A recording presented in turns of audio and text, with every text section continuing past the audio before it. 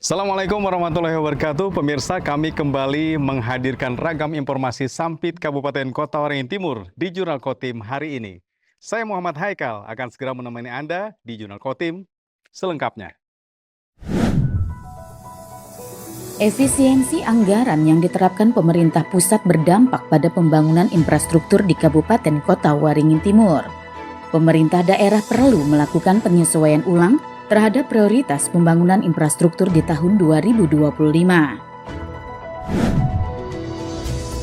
Dengan penuh sukacita dan kegembiraan, umat Konghucu di Kabupaten Kota Waringin Timur merayakan Cap Gomeh, puncak tahun baru Imlek 2576 Kongzili, yang salah satunya digelar di Kelenteng Harmoni Kehidupan Sampit, berlangsung dengan meriah.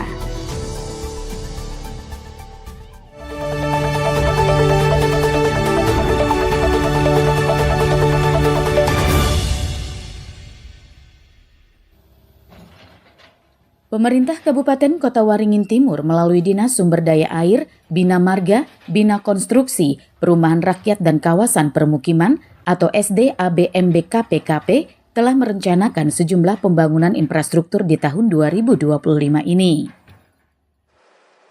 Namun rencana pembangunan infrastruktur itu harus terhambat karena adanya efisiensi anggaran oleh pemerintah pusat. Kepala Dinas SDABMBKPKP Kota Waringin Timur, Mentana Dinar Tistama menyebut, pembangunan infrastruktur yang bersumber dari dana alokasi khusus atau DAK dan dana alokasi umum atau DAU belum bisa dilaksanakan karena tidak adanya transfer dari pusat. Ada setidaknya 5 rencana proyek pembangunan infrastruktur senilai 66,6 miliar rupiah terdampak akibat efisiensi anggaran. 5 proyek yang bersumber dari DAK tersebut mulai dari pembangunan jalan, jembatan, serta irigasi. Selain itu, proyek pembangunan jalan senilai 13,8 miliar rupiah yang didanai dari dana bagi hasil atau DBH juga harus mengalami penundaan. Dari efisiensi anggaran yang diberlakukan dari pusat terkait transfer dana ke daerah, ya artinya sampai saat ini kami masih menunggu arahan dari pimpinan. Artinya sementara ini kegiatan-kegiatan yang bersumber dari dana transfer ke daerah seperti DAK, kemudian DAUSD masih kita pending, belum kita laksanakan. Nah, kebetulan kami masih ada beberapa kegiatan strategis yang bersumber dari TKD tersebut, diantaranya dari DAK itu ada kurang lebih 3 paket kegiatan. Nah itu masih sudah lelang, sudah selesai, tetapi belum berkontrak karena adanya efisiensi ini. Nah kami masih menunggu lebih lanjut seperti apa tindak lanjut yang akan kami laksanakan, menunggu dari arahan dari pimpinan. Masih diadakan rapat terkait penyesuaian anggaran ini. Mentana menambahkan, pihaknya sedang menyiapkan upaya alternatif dalam melanjutkan proyek-proyek prioritas, termasuk kemungkinan menggunakan sumber dana lain. Namun jika tidak memungkinkan, maka akan dilakukan penguatan pemeliharaan rutin terhadap infrastruktur yang sudah ada. Mashud Badarudin, Hayat TV.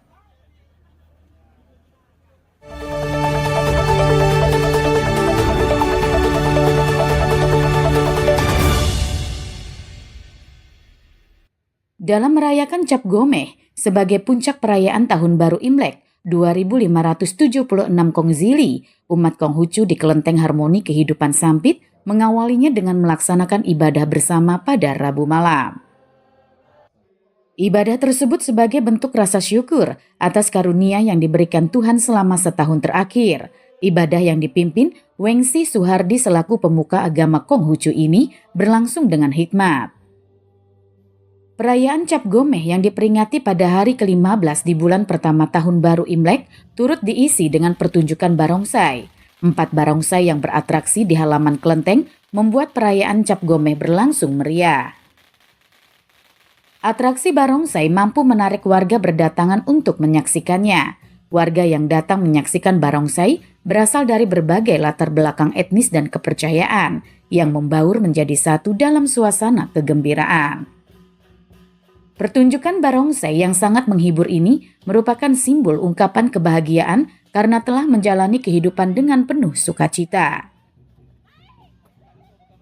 Nah, kebetulan tanggal 15 penanggalan Imlek itu saat Purnama Raya, saat terang bulan, dan bertepatan dengan hal itu umat Konghucu melaksanakan ibadah syukur yang telah melewati tahun yang lalu dan akan menghadapi tahun yang baru sebagai ungkapan kegembiraan gitu, bahwa tahun baru telah kita sama-sama jalani gitu dengan penuh sukacita, dan akhir daripada puncak peringatan tahun baru Imlek ini dilaksanakan atau digelar dengan secara meriah dengan berbagai pertunjukan, salah satunya barongsai. Antusias masyarakat itu sangat baik ya, artinya dari tahun ke tahun bukan hanya masyarakat Konghucu, dari berbagai etnis juga hadir di sini, dari berbagai keyakinan dan kepercayaan hadir di sini. Kita bersama-sama menikmati kemeriahan ini. Perayaan Cap Gomeh ini turut menjadi simbol kebersamaan dan keberagaman. Dengan antusiasme yang tinggi dari masyarakat, tradisi Cap Gomeh di Sampit diharap bisa terus lestari dan semakin meriah di tahun-tahun mendatang. Mashud Badarudin, Hayat TV.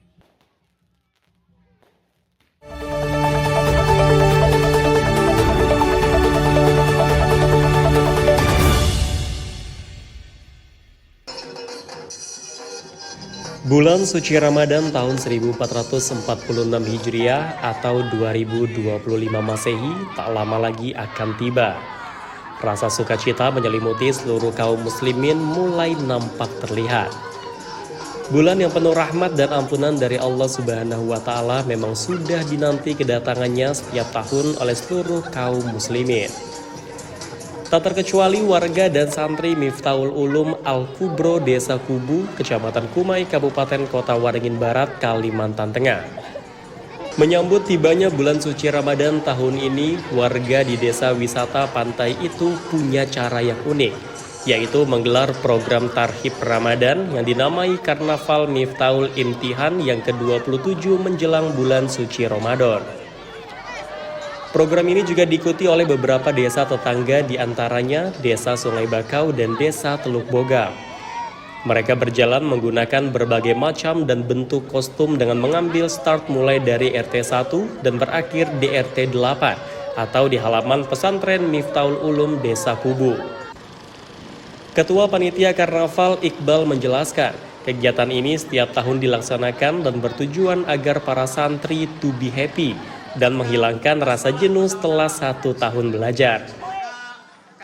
Dalam rangka peringatan Hadratul Imtihan yang ke-27 Pondok Pesantren Miftahul Al-Kubro, pesertanya khusus Kubu dari Sebuai ada yang juga dari Bogam juga ada. Semoga nanti yang ada di Panglanbun, Kapitan, dan yang khusus di Kobam, ayo join di tempat kita. Supaya ini adalah kegiatan to be happy, menyenangkan buat anak-anak supaya menyenangkan, karena bertahun-tahun kan capek belajar. Ini adalah karnavalnya adalah membuat kita happy dan menyambut nanti bulan puasa Ramadan nanti.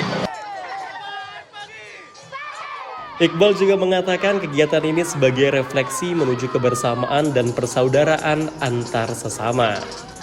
Jamri, SBTV.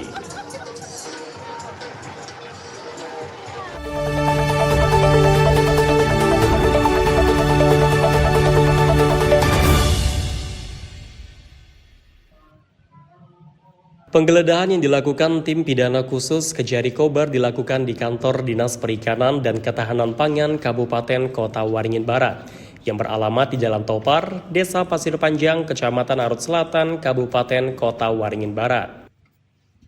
Dalam penggeledahan tersebut, tim penyidik menyita sejumlah dokumen dan barang yang diduga kuat berkaitan dengan tindak pidana korupsi yang sedang ditangani.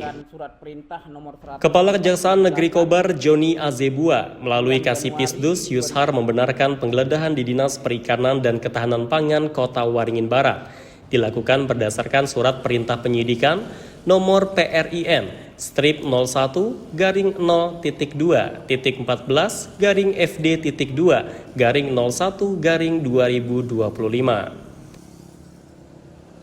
Salah satu pejabat Dinas Perikanan melakukan sejumlah permintaan uang kepada para calon-calon koperasi yang akan melakukan mengelola pabrik tersebut, ya kan. Apabila permintaan tersebut tidak bisa dipenuhi, maka tidak bisa mengelola pabrik tersebut. Nah, itu hasil pemeriksaan yang kita sudah lakukan. Ada salah satu koperasi yang ternyata menyerahkan sejumlah uang untuk mengelola pabrik tersebut.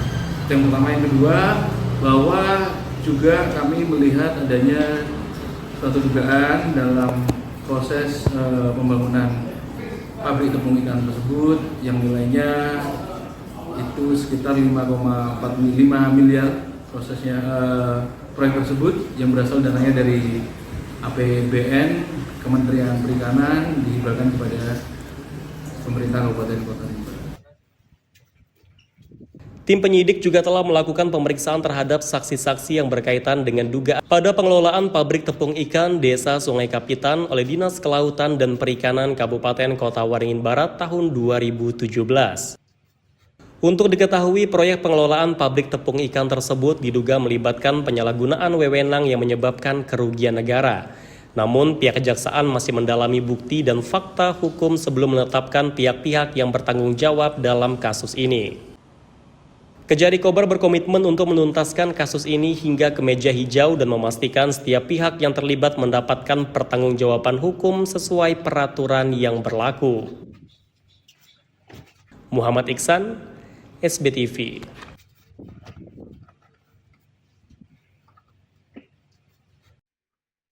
Dan akhirnya sampai di sini ketemu kita di Jurnal Kotim kali ini. Rangkaian informasi sudah kami sampaikan seluruhnya. Saya Muhammad Haikal dan kawan-kawan yang bertugas menyampaikan terima kasih atas perhatian Anda. Sampai ketemu lagi. Assalamualaikum warahmatullahi wabarakatuh.